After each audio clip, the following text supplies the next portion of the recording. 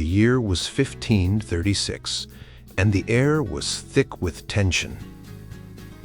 In a small, dimly lit room, a man named John Calvin sat at a wooden desk, pen in hand, his face etched with determination.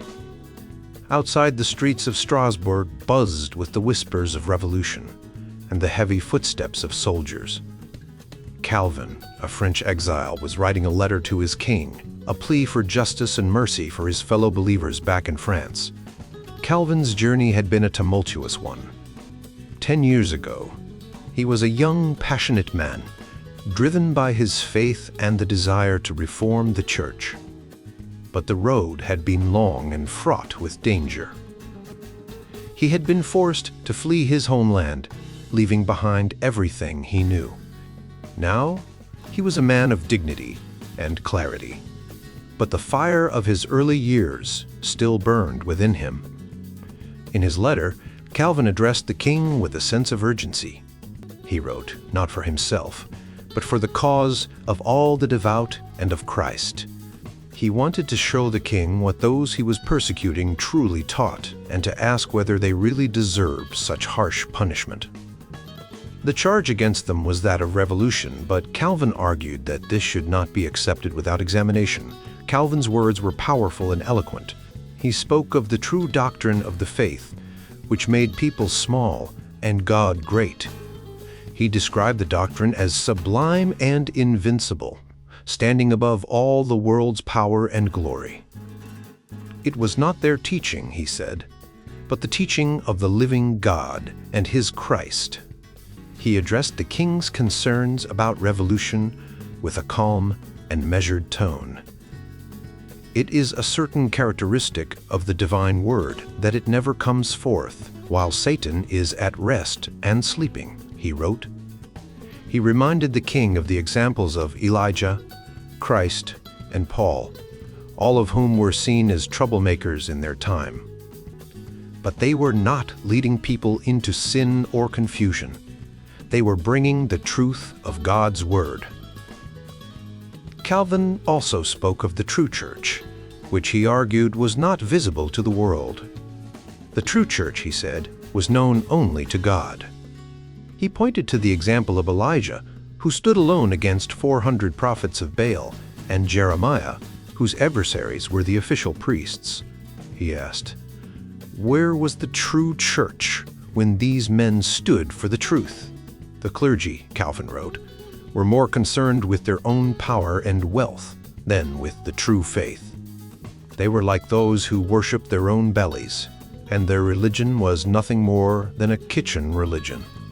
They called the new teaching uncertain, but Calvin and his followers trusted in it, and feared neither death nor the judgment throne of God. Calvin's letter was a plea for justice, not just for the poor and abject little people, but for the cause of Christ. He asked the king to protect the inviolability and dignity of God's glory on earth. He warned that if the king made a mistake, it would be a mistake not just against the people, but against God. As Calvin wrote, the room grew darker, and the sound of the city outside seemed to fade into the distance. He knew that his words might not change the king's mind, but he had to try. He was a man on the defensive, but he was also a man of faith, and he believed that the truth would prevail. The letter was a testament to Calvin's resilience and his deep commitment to his cause. It was a call to action, a call to stand firm in the face of opposition. And as he put down his pen, he knew that the battle was far from over. The storm was coming, and he was ready. This is just the beginning. The story of John Calvin and the Reformation is one of faith, courage, and the relentless pursuit of truth. As the pages turn, you will see how one man's determination can change the course of history. Stalin, in his work, quotes Eberhard, who says that while Luther and Zwingli represent the hope of the Reformation, Calvin embodies its care. Calvin is seen as the tragic figure of the Reformation, not despite his success, but because of it. He represents the most mature, complete, and consistent expression of the Reformation, but also the point where it took on a definitive earthly and ethical form. The year 1555 is crucial in understanding Calvin's role. It was the year he finally defeated his enemies and became the master of Geneva, building what his friends called the City of God, and his enemies saw as a new Rome. It was also the year when the Peace of Augsburg recognized Luther's Reformation, but in doing so halted its further impact on the Church and society. Calvin's theology is often seen as a response to the danger of Reformed Protestantism becoming politicized and secularized. He strongly emphasized the basic themes of Luther, such as justification by faith, to maintain a link between the first and second phases of the Reformation. This helps us understand the distinctiveness of Calvin's theology compared to Luther and Zwingli. Some scholars, like Bauke, have tried to explain Calvin's theology through his Romance origins, portraying him as a brilliant dialectician and systematician who skillfully combined elements from the Bible, church tradition, and Luther into a single doctrinal structure. While this perspective is valuable, it doesn't fully capture Calvin's depth. Similarly, Karlfried Froelich used phenomenology to describe Calvin's piety, focusing on terms like light, fire, and wrath. However, this approach can feel more like a waxwork model than a true understanding of Calvin's theology. To truly understand Calvin, we must see him in the context of the historical and principial challenges of his time. The truth that is the same yesterday, today, and forever. Hebrews chapter 13, verse 8, challenged and awakened Calvin in a specific way. By understanding this historical and principial context, we can see why Calvin had to be the person he was with his specific experience of God. This context helps us appreciate Calvin's individuality and the necessity of his role in the Reformation. Calvin was zealous for the Lord, much like Elijah, but with a note of melancholy irritation that sets him apart from Zwingli. He was more like Jeremiah, a man of proclamation, promise, and threat. His zeal was consuming, and he saw God as a strong and jealous God who demanded total obedience. Calvin's motto, "My heart I offer as though slain in sacrifice to God," reflects the seriousness and intensity of his faith. He believed that to have dealings with God, one must be fully in earnest. Calvin's concept of God emphasized divine sovereignty and the royal dominion of God. Obedience to God's will means subjection to his power.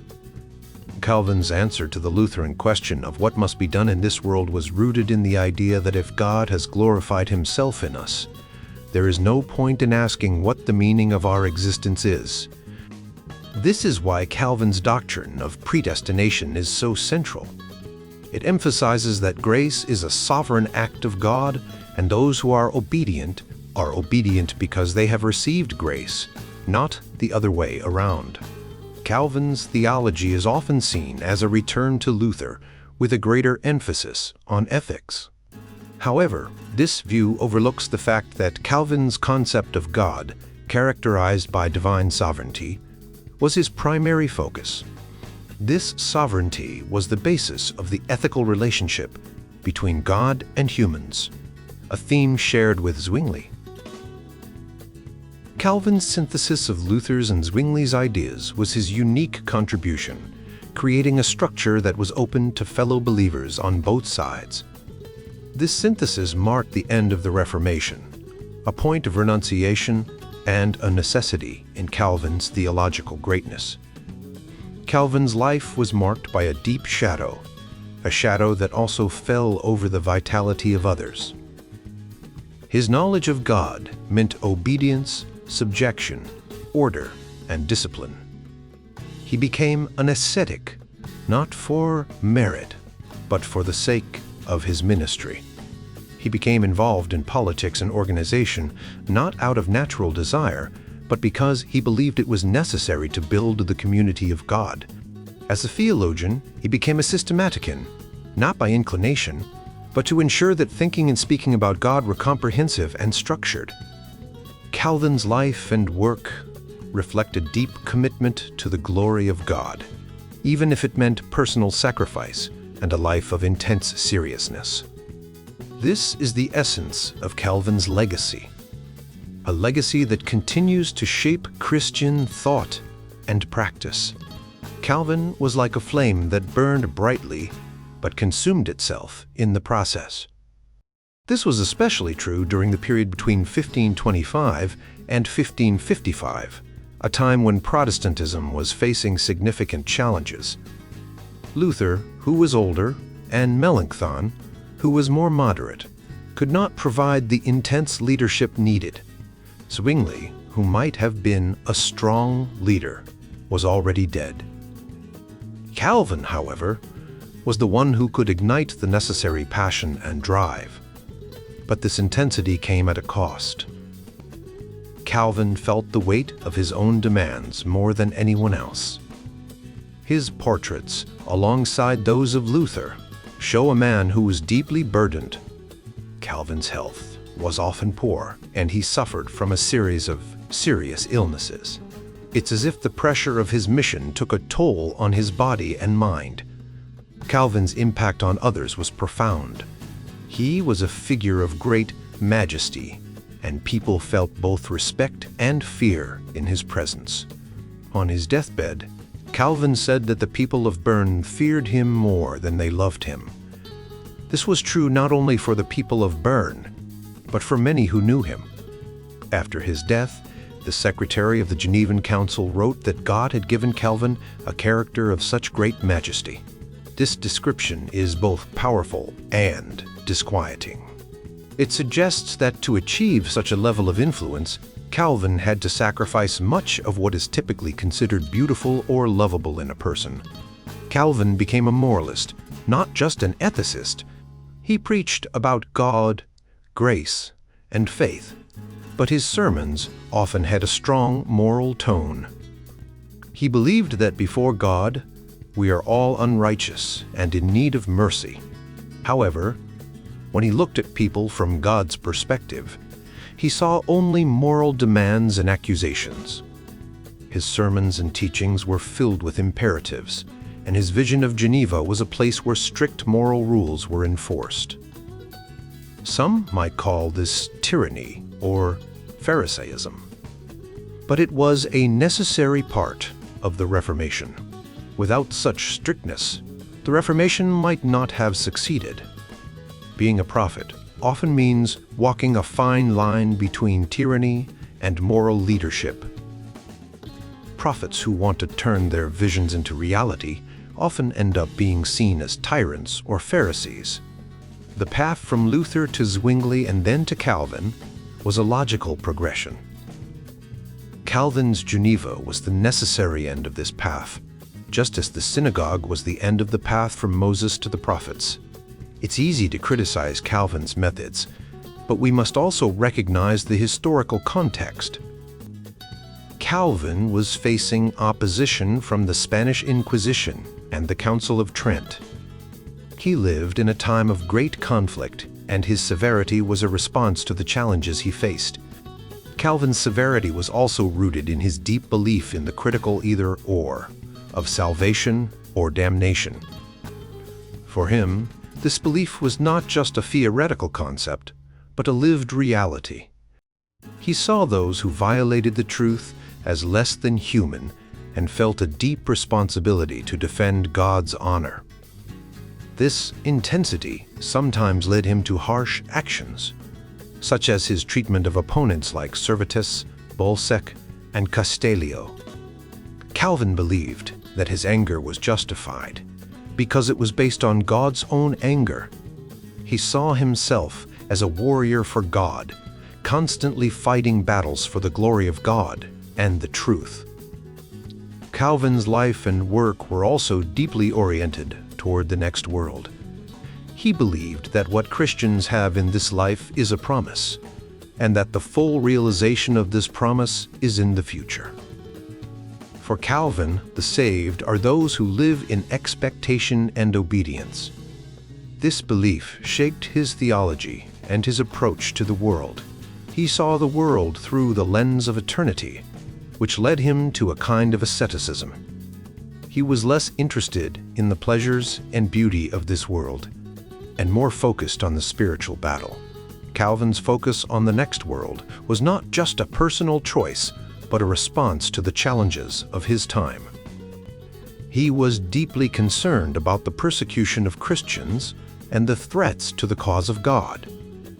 This burden of responsibility made it difficult for him to live lightly or to enjoy the world. His theology and his life were marked by a deep sense of the eternal, which gave him both comfort and the courage to face the challenges of his time.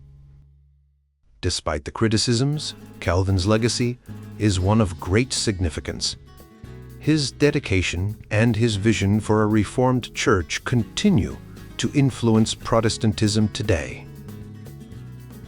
His emphasis on the sovereignty of God, the importance of moral living, and the promise of eternal life are central to Reformed theology. While his methods may have been severe, his impact on the Reformation and on the Christian faith cannot be overstated. Calvin's early life was shaped by the world of his parents, particularly his father, Gerhard Calvin, who had risen from humble beginnings to become a respected lawyer and financial advisor to the Bishop of Noyon. Gerhard was practical and ambitious, securing early benefices for his son to ensure a good education and a promising future. Calvin's mother, Jeanne Lefranc, was devout and often took her children to church, but her piety was sometimes superstitious, which left a lasting impression on the young Calvin. Growing up in a middle-class home, Calvin learned to view the world with a sober and practical mindset. Unlike Luther or Zwingli, who came from more rural and less educated backgrounds, Calvin's upbringing was marked by a strong emphasis on education and social mobility. His father's influence meant that Calvin saw the church as a means to an end, a way to achieve wealth and status. His mother's religious fervor, on the other hand, exposed him to the more superstitious and ritualistic aspects of medieval Catholicism, which he would later reject. Calvin's education began in a local private school, where he excelled. He then moved to the house of the de Montmort family, where he received a more refined and aristocratic education.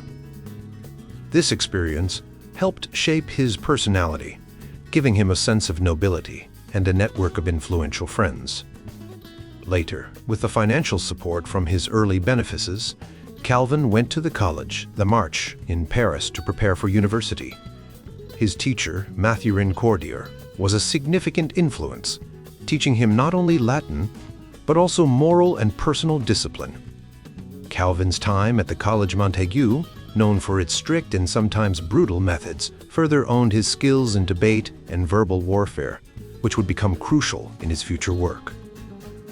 During his time in Paris, Calvin was exposed to the intellectual and religious debates of the era.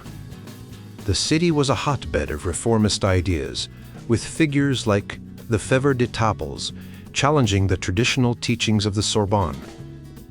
Calvin's relative, Peter Robert Olivetanus, was a key figure in these debates, advocating for a return to the Bible and a more humanistic approach to faith. Calvin's interactions with these reformist ideas likely planted the seeds of his own future beliefs. In 1527, Calvin left Paris to study law in Orleans, following his father's wishes. This was a turning point in his life, but the exact nature of his conversion to Protestantism remains a subject of debate. Calvin himself described a sudden conversion that brought him to a new understanding of true piety. Some historians, like Dumergue and Hall, argue that this conversion occurred around 1527 to 1528, when Calvin was about 18 years old. They point to his later statements and the context of his early works to support this view. Others, like Salin and K. Mueller, suggest that the conversion happened later around 1533, when Calvin's actions more clearly reflected his new beliefs. Regardless of the exact timing, Calvin's conversion was a profound and goody experience. It marked the beginning of his journey as a reformer, leading him to reject the superstitions and worldly aspects of the church and to embrace a more ethical and scripturally grounded faith. This transformation would shape his entire life and work, from his early writings to his later role in the Reformation in Geneva. Calvin's early years were a mix of practical education, religious exposure, and intellectual curiosity. These experiences laid the foundation for his later achievements and his lasting impact on the Protestant faith. His journey from a middle-class lawyer's son to a leading reformer is a story of personal and spiritual transformation, driven by a deep commitment to the glory of God and the reform of the Church. Calvin's journey was a complex one, filled with moments of deep reflection and sudden changes. When we talk about a sudden conversion, it's like a big life-changing event that seems to happen all at once. But is it really that simple? For Calvin, it wasn't just a moment in time. It was a profound, ongoing experience that shaped his entire life. Imagine you're reading a story about a hero who suddenly gains superpowers. At first, it might seem like it happened in an instant, but as the story unfolds, you realize that there were signs and hints leading up to that moment. Calvin's conversion was a bit like that. He saw it as a powerful act of God. But it wasn't just a single moment. It was a process that changed him deeply, making him see the world in a new way.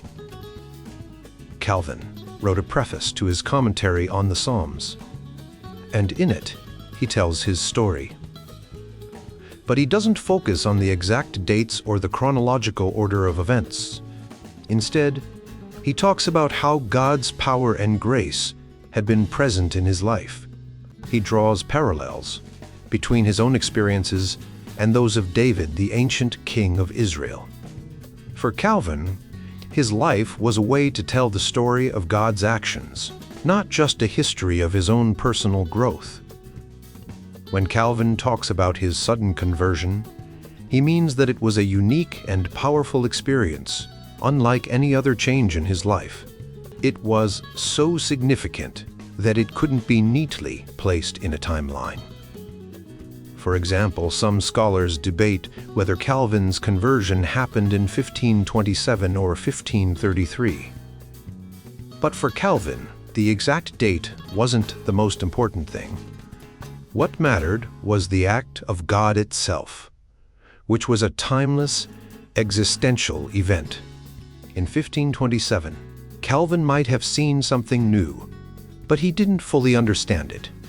He was still a student, a jurist, and a humanist, and he was reading the Bible and meeting like-minded people. These experiences were part of a gradual change, a new taste for different things. But the sudden conversion, the moment when God's power became clear to him, was something beyond time.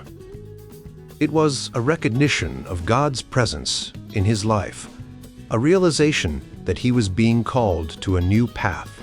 Calvin's life in Orleans and Bourges from 1528 to 1531 was also part of this journey. He was studying law, but his interest in the Reformation was growing. He was influenced by the German students and the Reformation-friendly environment in Bourges. He even preached occasionally, and he studied Greek and Hebrew, which would be crucial for his later work. In 1533, Calvin's life took a dramatic turn. He wrote a theological address for his friend Nicolas Cop, who was the newly elected rector of the University of Paris. This address was bold and controversial, and it led to Calvin being forced to flee Paris. The address was a mix of ideas from Luther, Erasmus, and Calvin's own thoughts. It showed that Calvin was deeply engaged with theology, but he was still finding his own voice. The reaction to the address was negative, and Calvin found himself in the position of a persecuted reformer. This was a turning point in his life. He was no longer just a student or a scholar. He was now a leader in the Reformation movement. The events of 1533 pushed him to embrace his calling, even though he might have been hesitant at first. Calvin's conversion wasn't just a moment, it was a lifelong process. It was a recognition of God's power in his life, a realization that he was being called to a new path. This understanding shaped his work, his writing, and his entire approach to the world. For Calvin, the sudden conversion was the beginning of a journey that would define his life and legacy. In the late 1530s, a young man named John Calvin found himself on a journey of self-discovery and theological exploration. After a period of wandering, he returned to his hometown of Noyon in 1533. He then spent some time in Paris, where he was protected by Margaret of Angoulême, a powerful and influential woman who supported the ideas of the Renaissance and the Reformation. Margaret was a patron of the arts and a writer herself, known for her works like The Mirror of the Sinful Soul. She provided Calvin with a safe haven, and he used this time to study and begin writing his famous work, The Institutes of the Christian Religion. In April 1534, Calvin was in Neric, at the court of Margaret. This was a significant moment for him, as he was surrounded by a community that valued both intellectual and spiritual growth. However, despite the support he received, Calvin was not always easy to get along with. He had a strong sense of purpose and could be quite intense, especially when it came to defending his beliefs. He once said that just as a dog barks to protect its owner, he could not remain silent when God's truth was under attack. By May 1534, Calvin was back in Noyon. At 25, he had reached the age where he could decide whether to continue receiving the ecclesiastical income he had been given as a young boy. He chose to renounce it, though he did take some compensation, which he did not seem to feel guilty about. Around this time, there was a note in the chapter register at Noyon suggesting that Calvin was arrested for causing a disturbance in the church. This event, if true, might indicate that he was already actively spreading his new beliefs, though this is not entirely clear. After this, Calvin returned to Paris, where he engaged in debates with various groups, including the enthusiasts who were spiritualizing reformers. He also had a planned meeting with Michael Servetus, a well-known anti-Trinitarian. But Servetus failed to show up, much to Calvin's frustration. Calvin's punctuality and sense of order were important to him. And this missed meeting was a disappointment. Calvin's travels continued, taking him to Angoulême, Poitiers, and Orléans. During this time, he completed his second major work, the Psychopannychia, in Orléans toward the end of 1534. This work was not published immediately, but came out in a revised form in 1542. The title Psychopannychia translates to Soul Sleep, and it addressed a controversial idea being promoted by some Anabaptists. They believed that when a person dies, their soul falls into a deep sleep or even dies only to be awakened at the resurrection. Calvin strongly disagreed with this view, arguing that the souls of the righteous are at rest but not asleep. They remain aware and in a state of peace, waiting for the final resurrection with a sure hope in God's promise. Calvin's work in the Psychopannychia shows his deep commitment to the Bible and his desire to defend what he believed was the true faith. He used biblical passages to support his arguments and was very thorough in his approach. This work marked a significant step in Calvin's development as a theologian. He was no longer just an amateur, but was becoming a serious and well-versed scholar of the Bible. The theme of the Psychopannychia was not just an academic exercise for Calvin. It was a response to a real and pressing issue he faced in his interactions with the Anabaptists and other reformers. Calvin was concerned that some of these groups were promoting ideas that could lead to confusion and division within the church. He believed that true faith must be grounded in the Word of God, and that obedience to God's commands was essential. For Calvin, the idea of soul sleep was not just a metaphysical debate. It represented a dangerous form of quietism, a passive and inactive approach to faith that he found unacceptable. Calvin's opposition to quietism was rooted in his belief that faith should be active and engaged. He saw the Anabaptist and enthusiast movements as promoting a form of spirituality that was too passive and disconnected from the real world.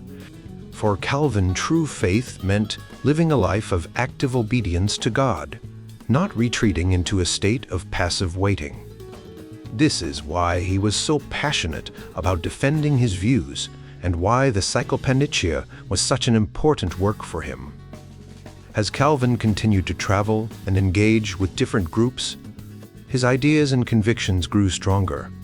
The Psychopannychia was just one of the many steps he took on his journey to become one of the most influential figures in the Reformation. His commitment to the Bible and his desire to see the church grounded in true faith and obedience would shape his work for years to come. Calvin was a man who never stopped worrying about the future, especially the life after death. For him, the knowledge of God as both a judge and a merciful being was not just something to believe in. It was a call to action. He feared that if people took a break from their faith and good deeds, they might lose this precious knowledge. For Calvin, the peace of a clear conscience, which comes from being forgiven, was only for those who were actively living their faith, not for those who were just waiting around. This way of thinking was very important for Calvin and set him apart from others during the Reformation. Even though Martin Luther, another key figure in the Reformation, didn't disagree with the idea of soul sleep, the belief that the soul rests until the resurrection, Calvin saw this as a dangerous idea. He believed that the state of the soul after death was crucial because it reflected the state of one's faith and life. Calvin's concern wasn't just about the afterlife. It was about how people lived in the present. He saw time and eternity as deeply connected. For Calvin, eternity wasn't a distant, abstract concept. It was something that gave meaning to every moment of life. He believed that everything we do, every choice we make, is judged by its relation to the eternal. This made life serious and full of purpose. Calvin's approach to life and faith was different from many others. While some thought that the future life was separate from the present, Calvin saw them as two sides of the same coin. The future life gave meaning to the present, and the present life was a preparation for the future. This is why he couldn't be indifferent about what people believed about the soul after death. For Calvin, if the soul was inactive or asleep, it meant that the person's faith was weak or non-existent. In 1534, Calvin wrote a book called Psychopannychia to argue against the idea of soul sleep. He believed that the soul remains active and alert after death, waiting for the final judgment. This book was important because it showed how deeply Calvin cared about the connection between faith and life. However, even his friends like Capito thought it was a bit too much and advised against publishing it. They didn't see the danger Calvin saw in the idea of soul sleep. Despite the lack of support, Calvin felt compelled to write about it. He believed that the truth about the soul's state after death was essential for understanding God and living a true Christian life. For Calvin, the soul that was inactive was not the immortal soul that bears the image of God. He saw the soul as always motivated, feeling, and strong, and this belief shaped his entire theology. In 1536, Calvin published his most famous work, The Institutes of the Christian Religion. This book was meant to be a guide for those interested in true piety and to defend the Protestant cause. Calvin, at only 27 years old, felt the deep urge to teach and explain his insights. He believed that virtue could be taught and that the truth of Christianity could be explained in a way that would enlighten and convince people. The Institutes was not just a book. It was a living document that Calvin continued to revise and expand over the years. It was his way of engaging with the world, defending his beliefs, and clarifying the Protestant gospel. Calvin's approach was not to justify Christianity to external critics, but to present it as a coherent and powerful system of belief. He believed that there was only one truth, and that truth was found in the Bible and the teachings of the Holy Spirit. Calvin's need to systematize his thoughts was a driving force behind his work. He saw the world in terms of deep connections and antitheses, and he sought to bring these together in a way that made sense. This need for synthesis was what made him a great systematician, a thinker who could see the big picture and explain it clearly. For Calvin, the future life was not a distant dream, but a reality that gave meaning to the present. This belief shaped his entire approach to faith and life, making him a key figure in the Reformation and a lasting influence on Protestant theology.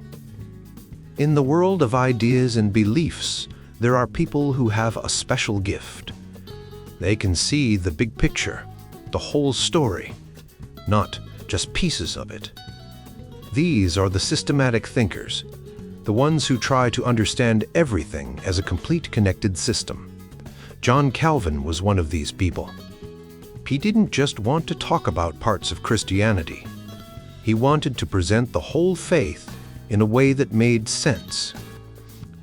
Calvin started working on his famous book, The Institutes of the Christian Religion, when he was very young. He felt a strong urge to explain Christianity in a comprehensive way, not just as bits and pieces.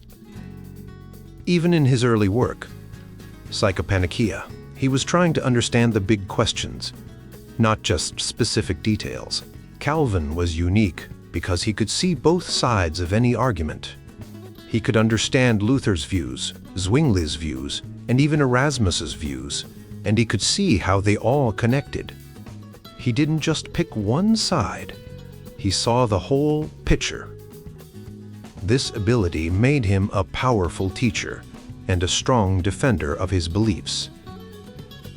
One of the most important ideas in Calvin's work is the relationship between God and humans. He believed that true wisdom comes from understanding both God and ourselves. This idea comes from a similar thought by Zwingli, but Calvin took it further. For Calvin, knowing God and knowing ourselves are two sides of the same coin. They are deeply connected, and you can't fully understand one without the other. Calvin saw God as the source of all wisdom, righteousness, goodness, and mercy. God is the judge who asks if we are living for His glory. But He is also the merciful God who forgives and helps those who trust in Him. On the other hand, Calvin saw humans as created in God's image, but fallen and alienated from God. We are full of sin and weakness, but we are still called to serve God's honor and glory. For Calvin, this understanding of God and humans is not just a starting point. It's the foundation of everything. It's the light that helps us see everything else clearly. He didn't believe in a step-by-step approach to understanding God.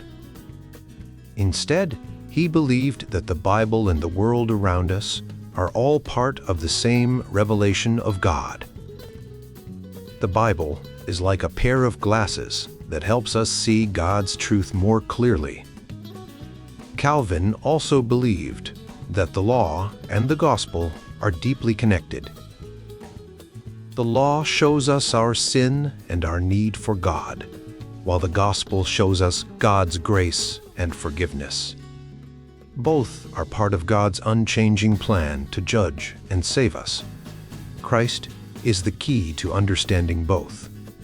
He is the one who fulfills the law and brings us the gospel. When Calvin talks about Christ, he emphasizes that Christ is both God and human. Christ died for our sins and rose again, making a way for us to be close to God. Through Christ, we are justified, sanctified, and redeemed. This means that even though we are sinners, we are made right with God and given a new life. Christ is the bridge between God and us, the one who makes it possible for us to be in a right relationship with God. Calvin's theology is full of tension and paradox, but these tensions are not problems. They are part of the beauty and depth of his understanding. Christ is both the one who justifies us and the one who lives in us, giving us new life. We are both sinners and saints, both far from God and close to Him. This is the mystery of the Christian faith, and Calvin helps us see it clearly. In the end, Calvin's work is a call to see the big picture, to understand the whole story of God and humanity. It's a call to see ourselves and the world through the lens of God's grace and truth. This is the legacy of a systematic thinker, a man who saw the whole and helped others see it too.